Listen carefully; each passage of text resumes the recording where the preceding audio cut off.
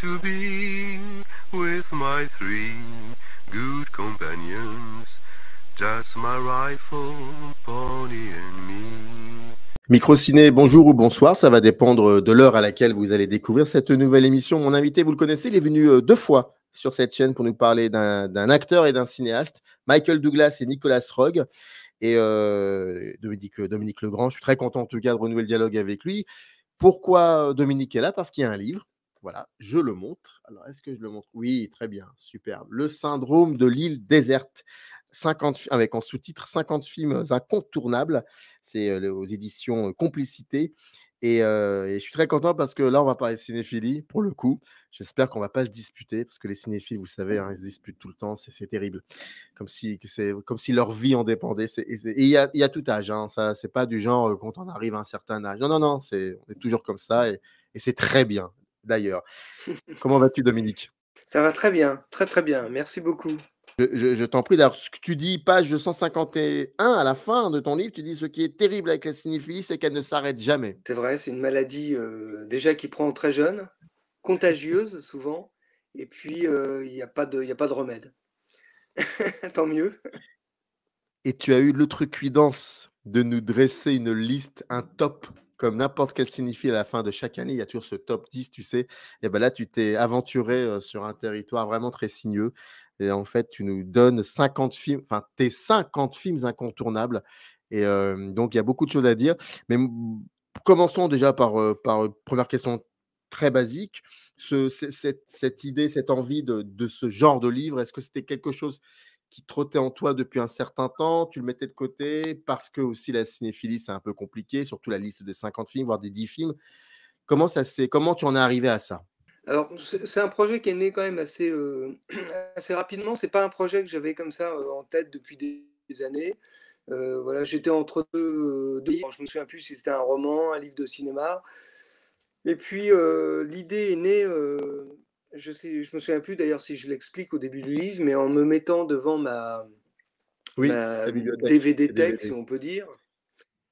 Voilà, et puis j'ai regardé mes DVD comme on peut le faire devant des livres dans une bibliothèque en disant: «Voilà, bah, si je devais partir, brusquement et je devais en mettre dans une valise, lesquels je prendrais?» Alors au départ, je m'étais fixé un nombre de 100, ce qui me paraissait très peu par rapport aux films qu'on peut voir dans une vie ou en plusieurs décennies.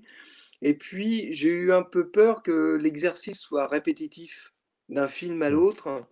Il fallait trouver un angle d'attaque différent, donc je trouvais que 50 c'était déjà pas mal. Et puis 50 c'était encore plus, difficile finalement, d'en choisir 50 plutôt que 100.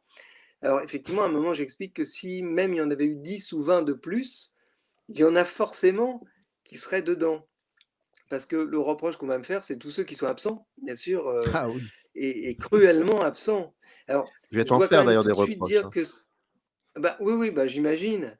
Je dois tout de suite dire qu'en fait, c'est pas un livre des comme on peut le voir parfois des 50 films, les plus importants de l'histoire du cinéma, quelque chose d'assez académique. Là, c'est vraiment quelque chose de très personnel, donc il y a forcément des classiques et des grands films du cinéma qui n'y seront pas, puisque c'est quelque chose qui est très personnel, on peut dire ludique et qui repose sur des films que j'ai vus enfant ou adolescent. Donc, c'est vrai qu'enfant, j'ai pas forcément vu des classiques de Ford ou de Hawks et j'ai vu des choses qui étaient plus conformes à mon âge et qui m'ont plus marqué. En fait, c'est vraiment quelque chose qui repose sur les sensations, sur le sentiment qu'on peut avoir, sur la mémoire aussi, sur les souvenirs qu'on a, enfant ou adolescent, de certains films et surtout des conditions dans lesquelles on les a découverts et bien plus qu'une série de films, académiques. Voilà. Donc Mmh. en fait, je me suis dit voilà, quels seraient les 50 en me lançant en fait 3 défis. Déjà d'en sélectionner une cinquantaine, ce qui était vraiment infime par rapport aux films qu'on peut voir dans une vie. Ensuite, de les choisir par ordre de décroissance, c'est-à-dire du moins important au plus important, si on peut dire, ou par ordre croissant de comment, j'ai un ami qui me faisait la remarque tout à l'heure, il me disait: «Oui, mais en fait, c'est un ordre croissant d'importance». Alors c'est décroissant effectivement du 50e au 1er, mais c'est croissant par l'importance. Et puis l'ultime défi, ce qui était quand même assez compliqué, c'est de ne choisir qu'un film par réalisateur. Parce que dans la liste, il y a des réalisateurs bien sûr que j'adore et pour lesquels j'aurais choisi beaucoup, beaucoup plus de films, plusieurs films. Malheureusement, j'ai dû en sacrifier pour en prendre un seul. Ça a été certainement le plus douloureux. Voilà pour l'entreprise, en fait, qui est un peu ludique et un peu étrange aussi.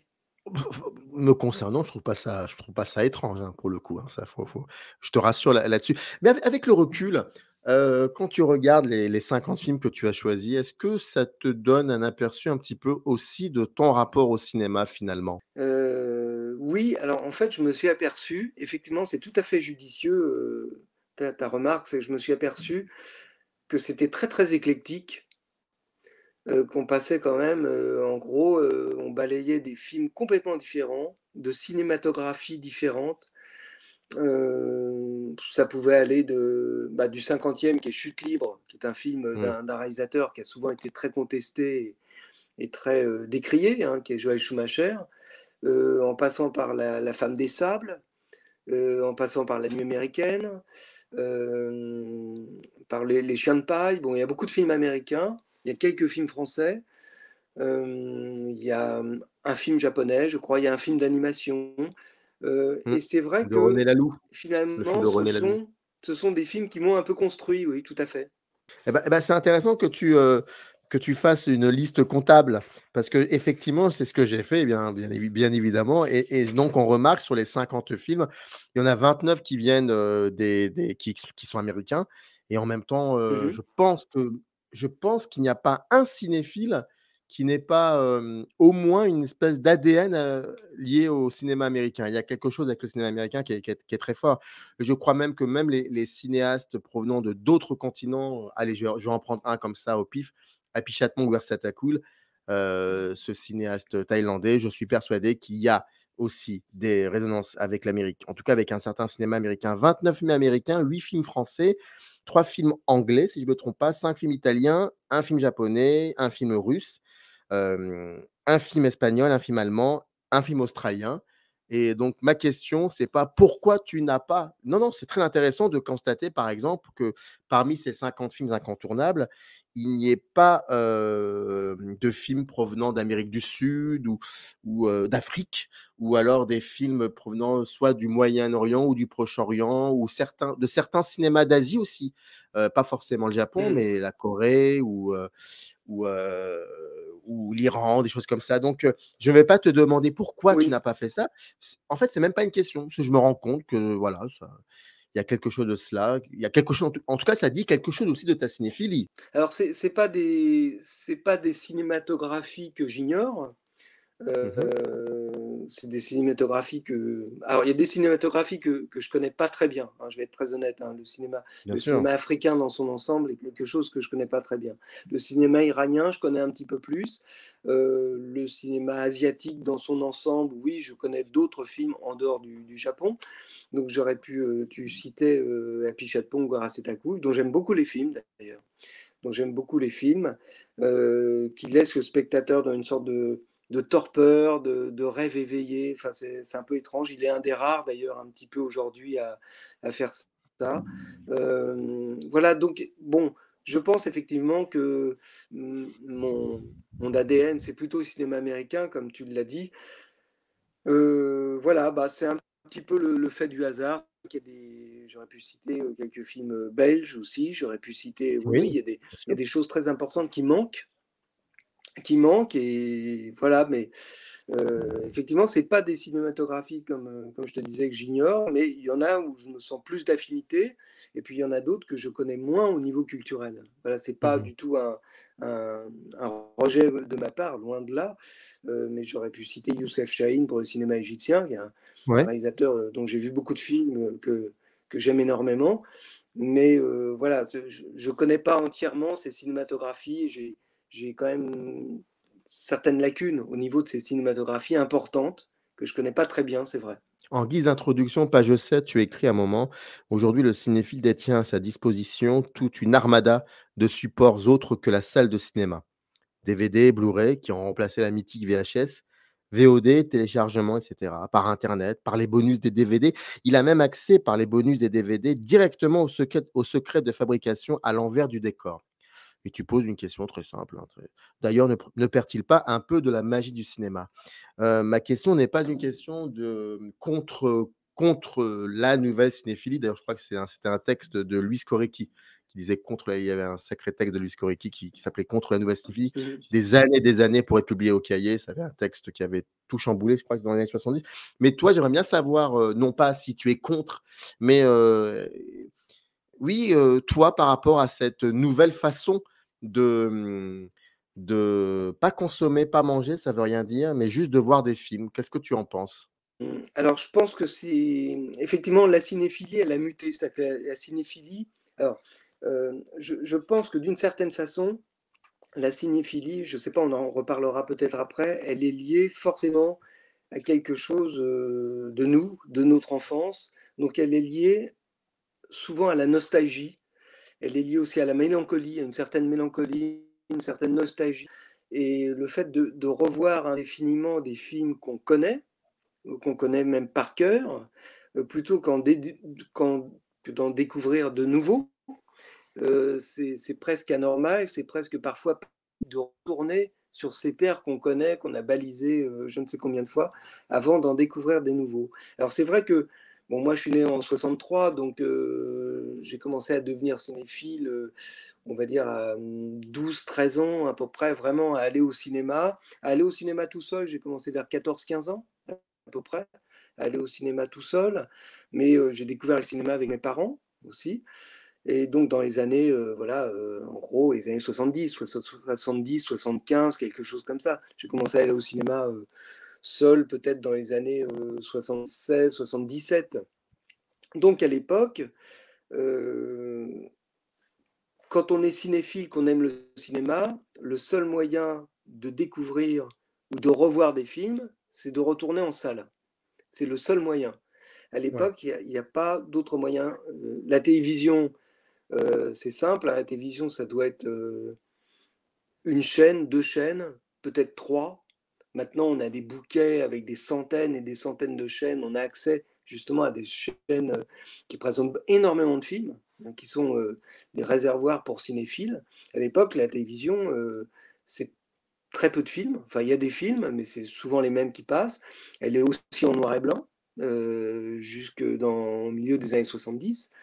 Au départ, il n'y a qu'une seule chaîne.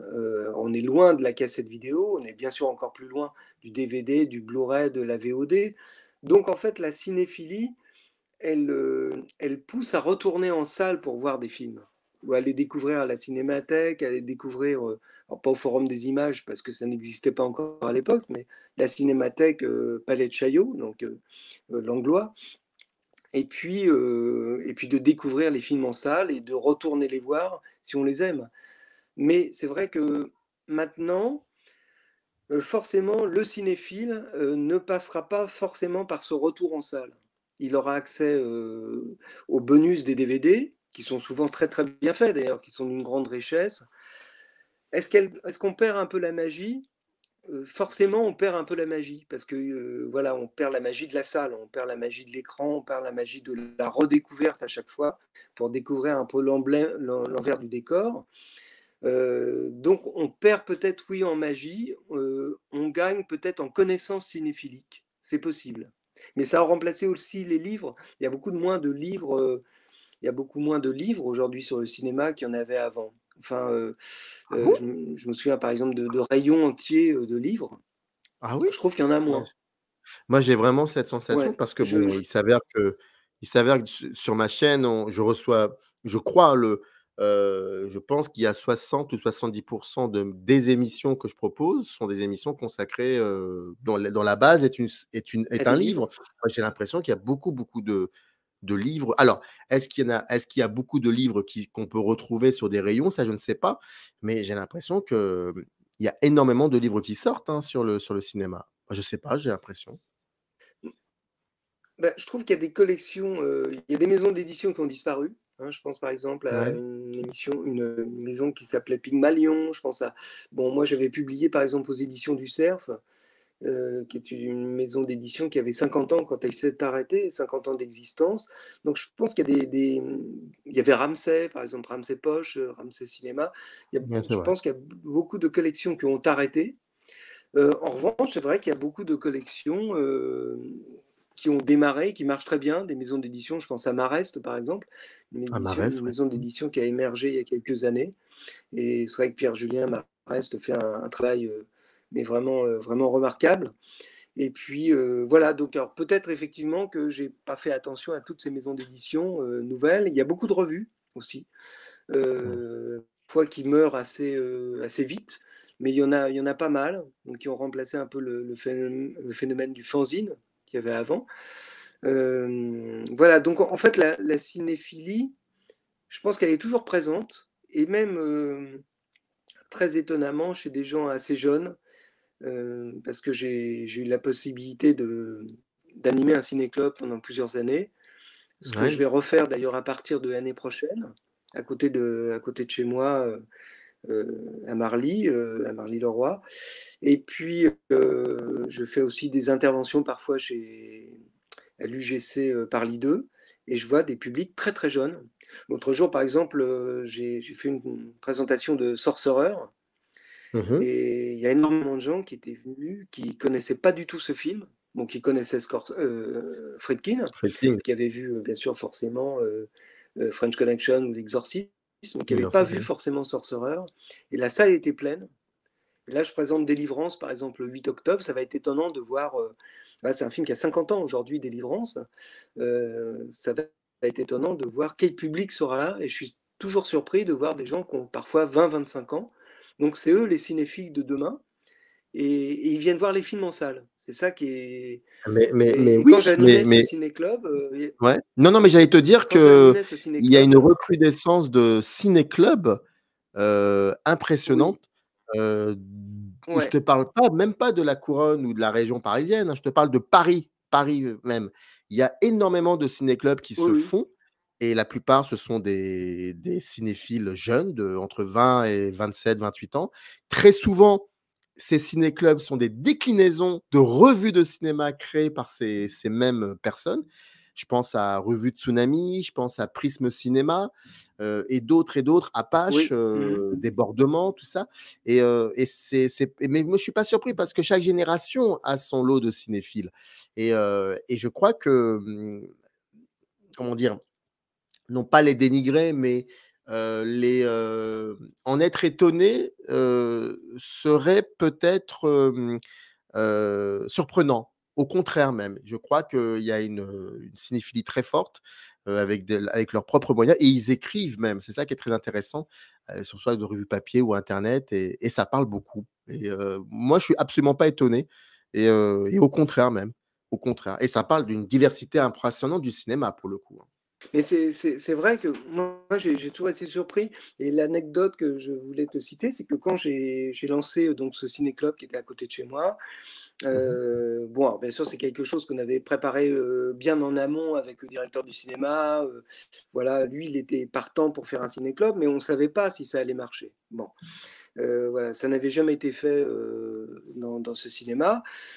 Et c'était un petit peu une aventure, et pour l'équipe du cinéma et pour moi. Et puis, donc je lance un cycle, première année, panorama du cinéma américain. Bon, je prends pas beaucoup de risques. Et donc le premier film que je présente, c'est Les raisins de la colère. Bon, et voilà, bon, alors, tout le monde était assez enthousiaste pour Les raisins de la colère. Moi, le premier, bon, je trouvais que c'était vraiment un film important, voilà. Donc on commence avec le père fondateur du cinéma américain. Et puis la veille, en pleine nuit, je me réveille et complètement paniqué. Et je me souviens, je dis à mon épouse, écoute, ça va être un suicide en direct. Elle me dit, mais un suicide pourquoi? Bah, je lui dis, parce que je lui dis, je commence avec un film en noir et blanc. Plus personne ne va voir des films en noir et blanc, sauf s'ils sont tournés par Spielberg. Ou bon 1942, je crois, en VO, noir et blanc. Il n'y aura personne. Je lui dis, c'est pas possible, il n'y aura personne. Bon. S'il y a 10 personnes dans la salle qui sont rentrées par heure, ce sera, à mon avis, ce sera vraiment le bout du monde. Et puis bon, voilà, la journée se passe et donc le soir, on va au cinéma. Et j'y vais comme on va à l'échafaud, en me disant, bon, bah voilà, ça va être la mise à mort du cerf sacré. Et j'arrive et je vois une file d'attente dans la rue.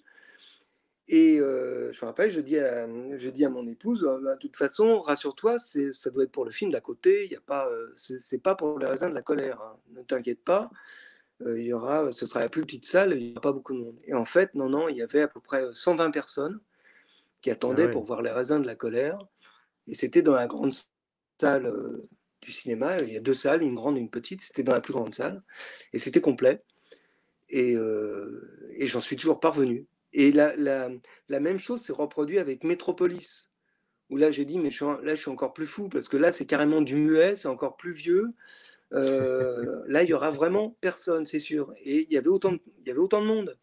Donc je me suis dit, voilà, il y a vraiment, et des jeunes, vraiment beaucoup de jeunes. Je ne vais pas, évoquer, enfin citer les 50 films quand même. Bon, je préfère que celles et ceux, qui vont se procurer le livre. D'ailleurs, dans le descriptif de cette vidéo, vous avez le lien qui vous permet de vous procurer le livre. Je voudrais juste, revenir sur 5 films, comme ça.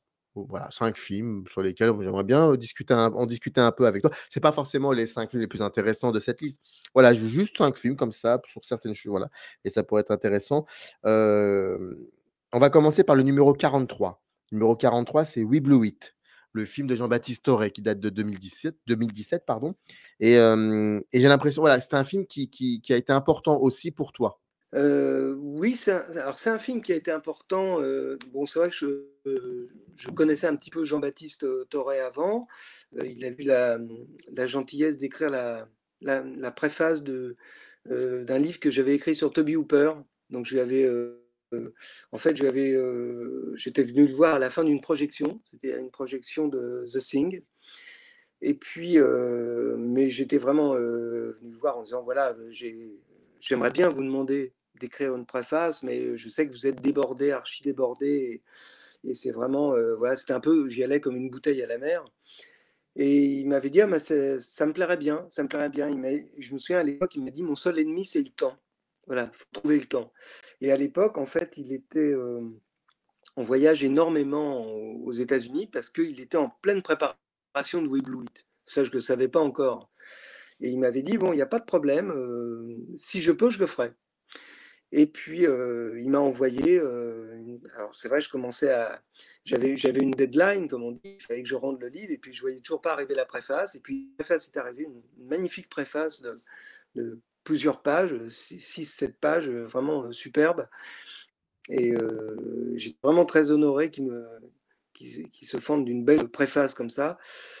Et puis, donc je connaissais Jean-Baptiste, en fait, par tous ses travaux précédents, c'est-à-dire ses livres, qui sont vraiment des livres importants. C'est quelqu'un qui, je pense, c'est à la fois un vrai cinéphile, et puis c'est quelqu'un qui oriente le regard des cinéphiles. C'est-à-dire que moi, j'ai redécouvert des films en lisant les livres de Jean-Baptiste.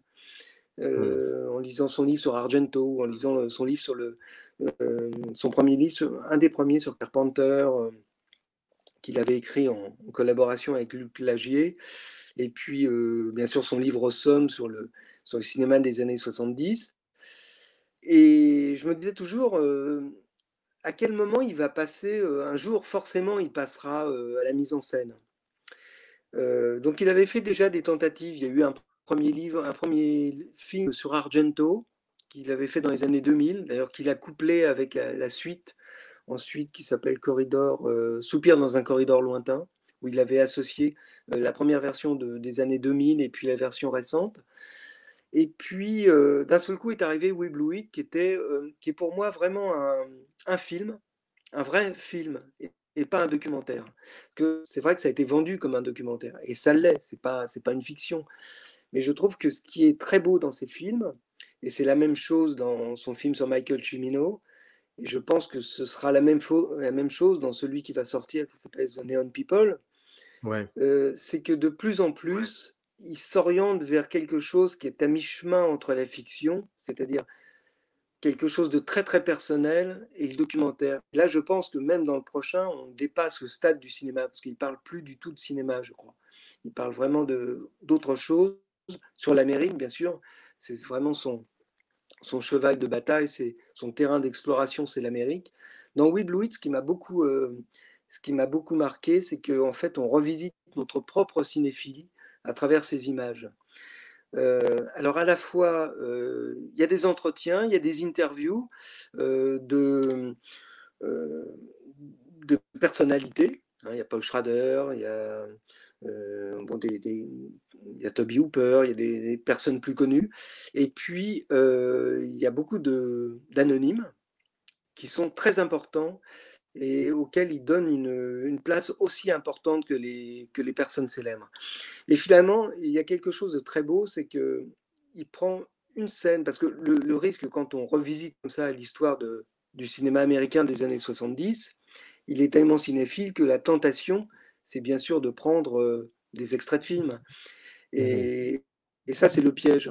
Et justement, il ne met qu'un extrait, l'extrait justement d'où est extrait la fameuse réplique We Blew It dans Easy Rider, et il le place juste au début du film, et tout le reste du film, qui est assez long, hein, il fait pratiquement 2 heures et demie, ou un peu plus de 2 heures et demie, je crois, est un vrai film sur l'Amérique et sur le cinéma, mais plus sur l'Amérique finalement que sur les cinémas, et avec des scènes qui sont vraiment magnifiques et qui sont très émouvantes.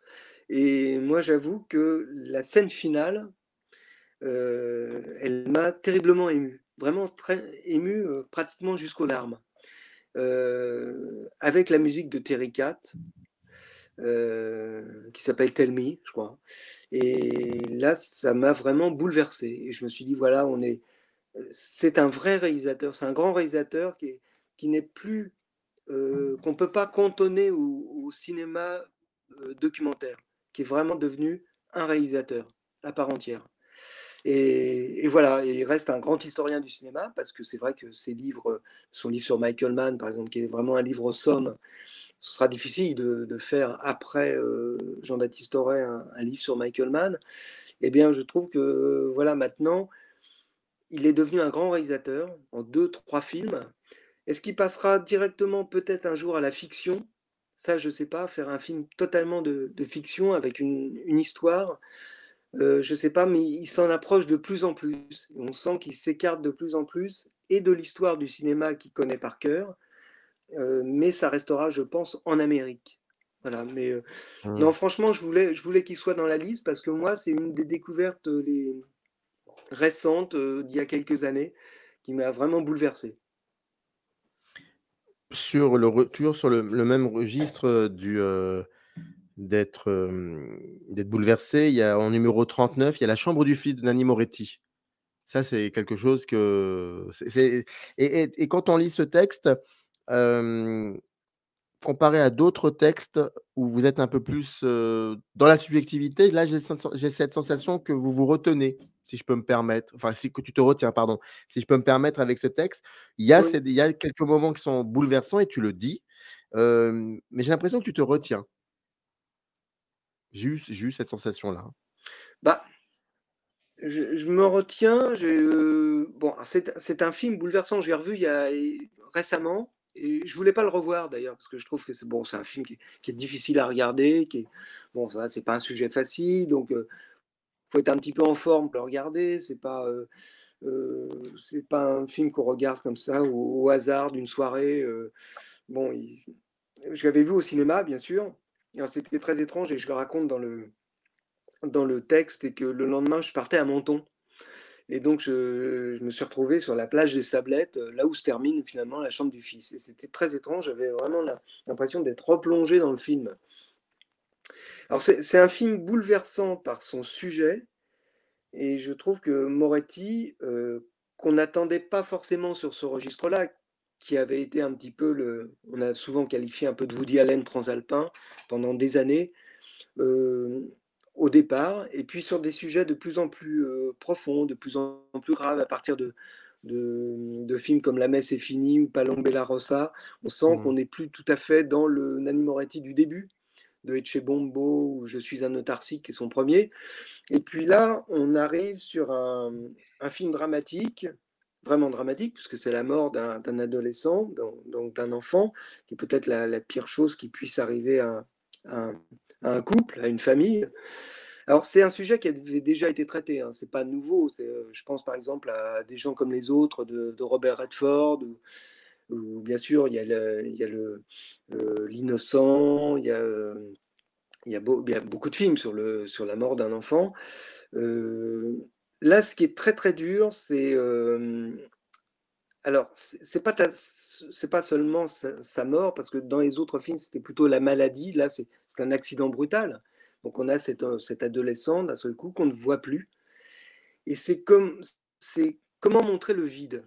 Et je trouve que c'est ça qui a été très très dur, c'est que comment montrer quelque chose qu'on peut difficilement montrer, qui est l'absence.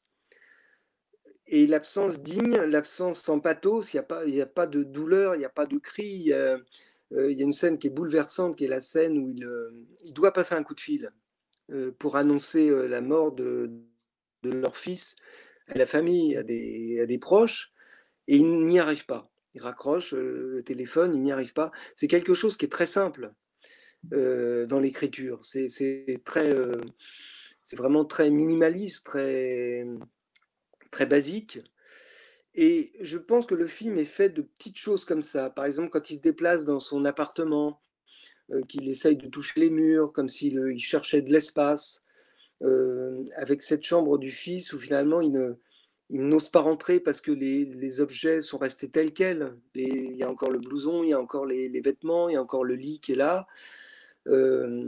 Et puis cette scène bouleversante où il va chez un disquaire acheter un album de Brian Eno, parce qu'il s'aperçoit que c'est une chanson qu'aimait son fils. Et en fait, il va découvrir son fils. Peut-être, il y a quelque chose, il y a un lien qu'ils auraient pu avoir un petit peu plus, mais ce lien, ils ne l'auront pas, puisqu'il est mort. Mais il essaye quand même de trouver quelque chose, de trouver ce lien avec cet enfant qui a disparu. Et je trouve que la dernière scène est très très belle, le plan à Menton, quand ils marchent tous les trois.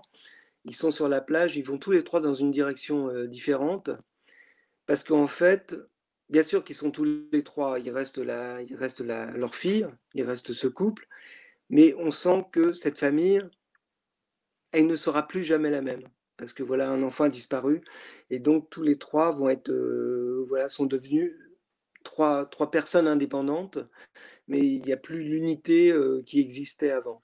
Donc effectivement, comme tu dis, j'ai essayé de me retenir et d'être un petit peu à un modeste niveau, peut-être un petit peu au niveau de lui qui se retient aussi dans la douleur. Ou voilà, c'est pas un film où il y a pas de cri. C'est un film qui est très dur, justement, parce que très digne en fait. Continuons sur le cinéma italien, mais un petit peu avant, en 82, numéro 27, Identification d'une femme de Michelangelo Antonioni.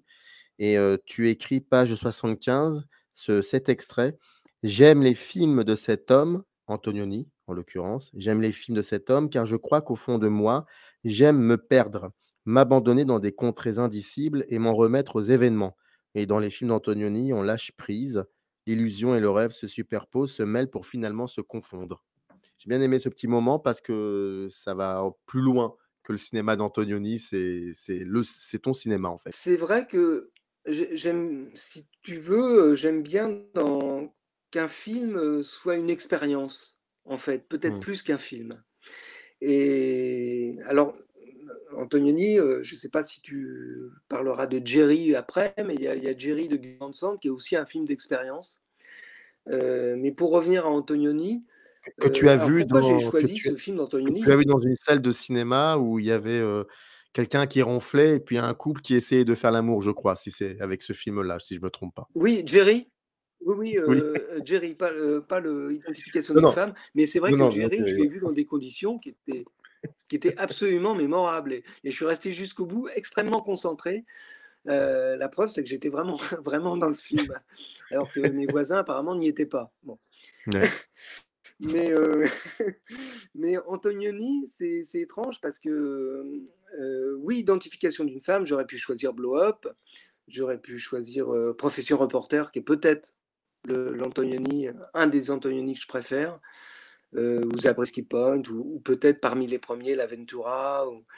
Et identification d'une femme parce que c'est très étrange.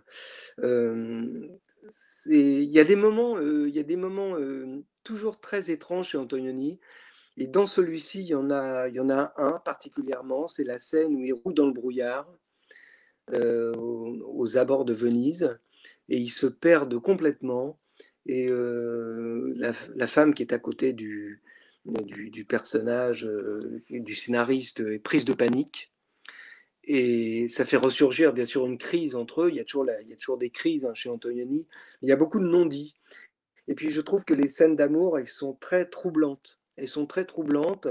Euh, euh, ça m'a toujours surpris d'ailleurs au cinéma. Je pense par exemple à la scène d'amour dans Hmm. le film de Kolsrud dans Ne vous retournez pas. Et chez Antonioni, c'est un peu pareil où finalement, c'est pas des scènes d'amour où on a le sentiment que les personnages ont du plaisir. On se demande parfois même s'ils souffrent pas un peu. Il y a quelque chose de désespéré dans les scènes d'amour chez Antonioni qui fait que on est déstabilisé comme spectateur. Et ça remet un peu en cause nos rapports entre hommes et femmes. C'est-à-dire que quelque chose qui paraissait évident, qui paraissait simple, d'un seul coup est un petit peu remis en question.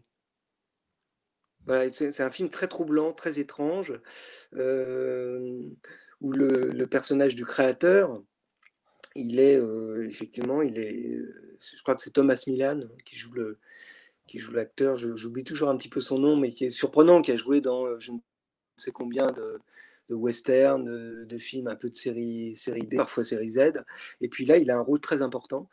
Et c'est surprenant. C'est un film enfin, qui décontenance un peu le spectateur, justement. Encore deux films. Toujours un film italien, j'ai pas fait exprès. Mais alors, c'est numéro 13, c'est Mort à Venise de Luchino Visconti, un film qui date de 1971. Et à un moment, tu écris, page 111, tu dis: Je me souviens de la mère d'un ami qui nous avait emmené. Alors, tu expliques un petit peu ton rapport à Visconti. Tu dis que ça n'a pas été très simple avec Visconti. Et tu écris: Je me souviens de la mère d'un ami qui nous avait emmené voir Ludwig, le crépuscule des dieux. 4 heures de projection dans la grande salle du Kino Panorama.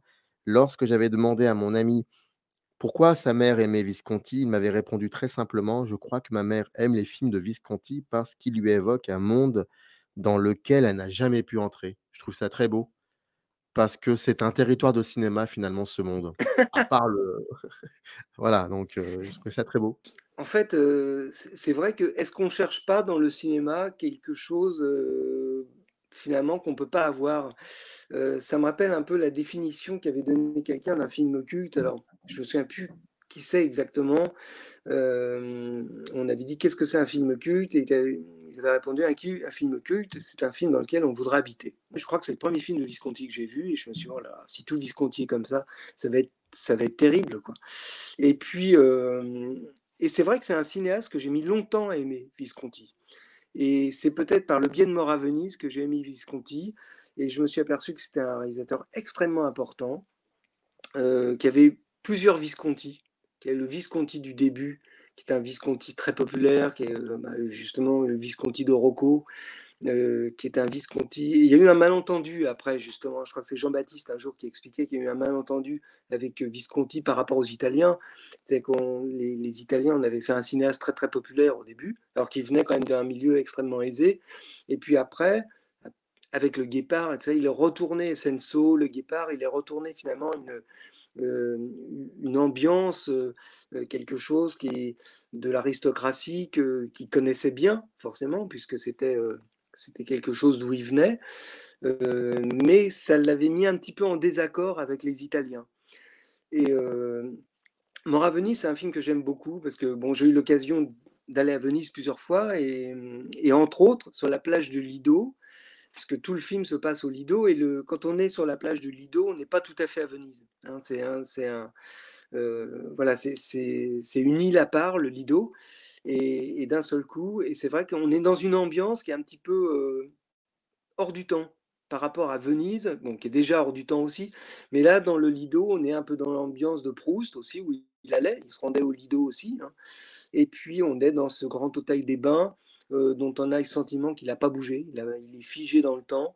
Et c'est vrai que quand on passe devant ce grand hôtel, on est forcément plongé dans l'univers de Visconti, dans l'univers de Dick Bogart, de la plage, de cette ambiance-là, un petit peu passée, et finalement dans lequel on peut se sentir bien. Voilà, et moi je me sens bien sur la plage du Lido quand je me promène devant le grand hôtel des bains.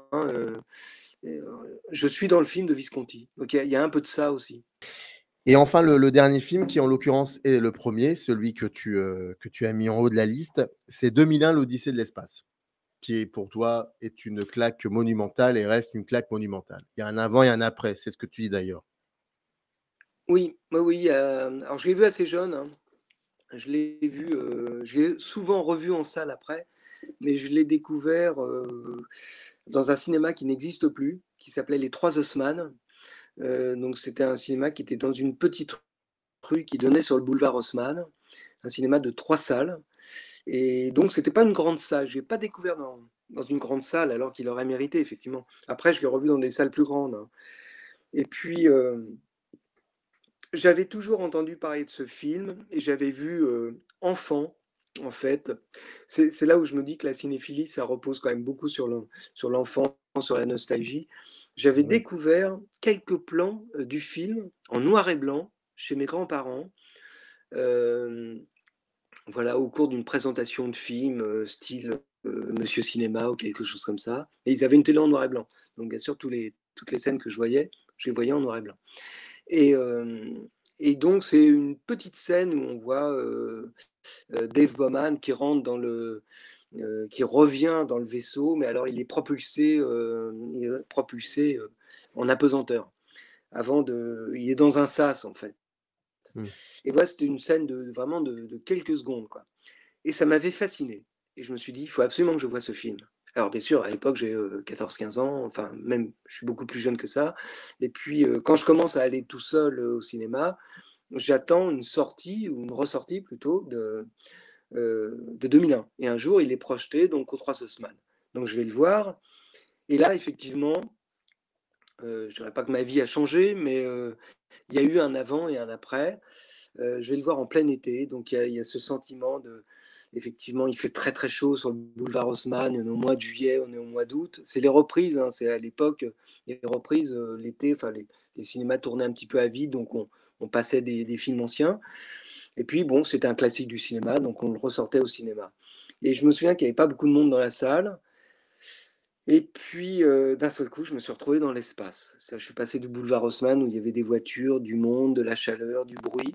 Et d'un seul coup, une sorte de silence spatial, une musique absolument incroyable, beaucoup de silence, beaucoup de scènes avec nous enfin moi j'étais pas habitué à l'époque à avoir des scènes aussi longues et sans parole. Tout le début du film, bien sûr, n'a pas de parole. Parce que ça se passe au moment de la préhistoire. D'ailleurs, il y a une anecdote que racontait, je crois, Michel Simon, où quand il a découvert 2001 au cinéma, il y avait une ouvreuse de cinéma qui lui dit: «Oh, vous savez, vous avez bien le temps de vous installer parce qu'avant, il y a tout un documentaire sur la préhistoire». Donc, visiblement, elle n'avait pas compris que ça faisait partie du film, enfin, ou elle ignorait que ça faisait partie du film. Et alors moi, j'ai une anecdote, effectivement, quand je découvre le film, je sens de douces vibrations dans la salle et je me dis c'est formidable. Je me dis c'est vrai qu'il y a vraiment une ambiance extraordinaire. Et même la salle a été aménagée pour le film. Et j'en parle à l'ouvreuse, je lui dis c'est formidable le petit bruit qu'on entend de temps en temps. Et elle me dit non, non, mais ça c'est le métro qui passe en dessous, ça. Donc les vibrations que vous entendez, c'est pas dans le film. Donc j'étais vraiment dans un univers absolument incroyable. Et c'est vrai que j'ai eu besoin de revoir ce film. Alors ça agissait vraiment, je dirais pas comme une drogue, mais il y a quelque chose qui poussait à revoir le film en salle. Et je suis même retourné le voir en salle alors que je l'avais en cassette, alors que je l'avais même en DVD. C'est que je retournais le voir en salle. Et la plus belle projection d'ailleurs que j'ai vue, c'était dans un cinéma qui s'appelait Le Grand Écran Italie, qui n'existe plus, qui était Place d'Italie, et où là, en 2001, le directeur du cinéma avait eu la bonne idée de projeter 2001. Donc pendant 15 jours, il a projeté 2001, et en 70 mm avec l'entracte. Voilà, donc c'était vraiment, on était dans les conditions de découverte absolue. Fallait réserver longtemps à l'avance pour y aller. Je me rappelle que j'étais au 3e rang, donc j'étais quasiment dans le film. J'avais regretté de ne pas être au premier rang. Parce que je crois qu'en fait, le fait d'aimer un film, ou de vouloir vivre dans un film, c'est carrément de vouloir rentrer dedans. Et là, c'était vraiment vraiment le truc, quoi. Je voulais vraiment être dans la capsule, dans le vaisseau, sur la Lune. Vraiment, je voulais vraiment être dans le film. Et c'est vraiment un film, moi, qui me fascine encore aujourd'hui. J'ai besoin de le voir régulièrement. Je ne dis pas tous les mois, mais il n'y a pas une fois par an où je ne regarde pas 2001. Parce que peut-être que je pense que c'est un film qui génère tellement de questions et où chacun a ses réponses. Justement, Kubrick n'a pas livré les réponses. Je trouve que c'est ça qui est important aussi dans certains films. C'est que les films ne donnent pas les réponses. C'est à nous de trouver les réponses. Kubrick n'a jamais parlé justement de la signification, de la symbolique justement du monolithe. Il n'a jamais parlé du film, sauf sur des aspects techniques. Avec Michel Simon, mais jamais sur le fond existentiel du film. Et je trouve que c'est ça qui est beau, c'est de vouloir continuer à revoir le film pour se reposer les mêmes questions, essayer de retrouver des réponses. Ouais, c'est quoi ce monolithe? C'est quoi ce voyage à la fin?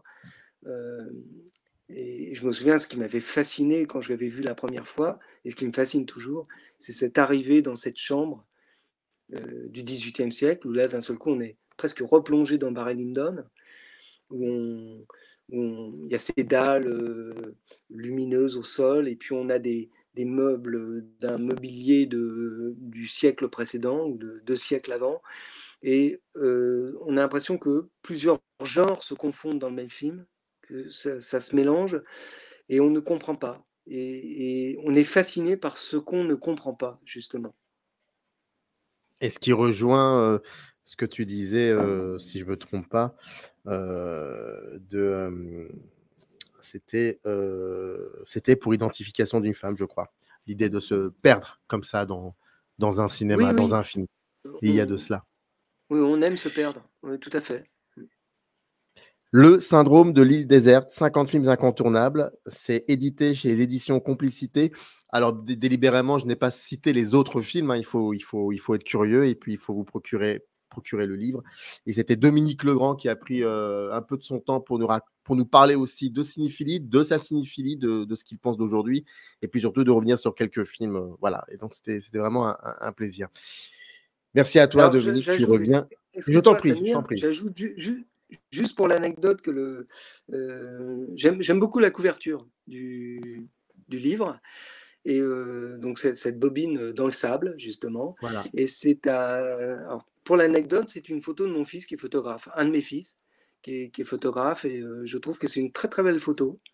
Donc voilà, je voulais l'associer en fait à ce projet très personnel. Ah bah oui, mais alors tu as bien fait de préciser en tout cas. Voilà, c'est William, mon fils aîné. Une transmission, il y a de la transmission dans là en tout cas. Merci beaucoup. Oui. Merci beaucoup. Et tu reviens quand tu veux. Ben, merci beaucoup Samir, et puis merci pour l'accueil, et à une prochaine fois, j'espère. Bonne soirée. À très vite. Merci. Au revoir. Générique. In the canyon, that's where I long to be, with my 3 good companions, just my rifle, pony and me.